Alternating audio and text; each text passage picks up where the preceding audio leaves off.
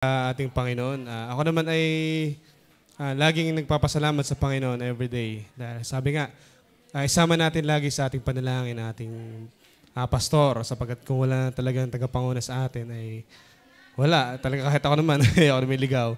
Pero salamat sa Panginoon na tayo may tagapanguna, hindi siya nananawa sa atin, hindi tayo pinananawaan panalangin kahit na kita tayo na ay pasulpot-sulpot, sablay-sablay. Pero salamat sa Panginoon sa buhay ni Pastor dahil siya ay nagpapatuloy talaga sa Panginoon. Ayun nga, personally, ako ay nagpapasalamat sa Kanya.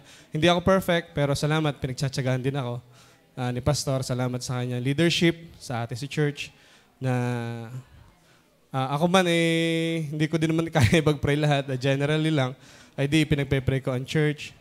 Sabi ko nga, yung katulad ng kay Kembet, parang ganun din.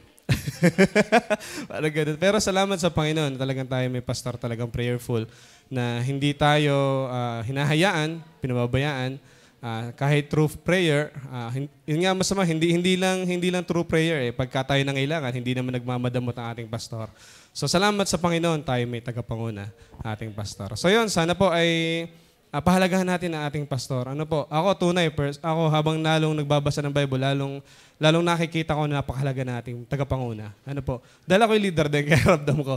Kaya sabi ko nga, salamat sa Panginoon na kung ako nga, pag ako yung mga young steward, sila yung nagpapahalaga sa akin, ako yung tuwan-tuwa. How much more ang church ay magpahalaga sa ating pastor? Hindi mas masaya, lalo. At higit sa lahat, mas masaya ang ating Panginoon. Ano po? So, yan lamang po. Baka mapahaba. Hindi na makakain.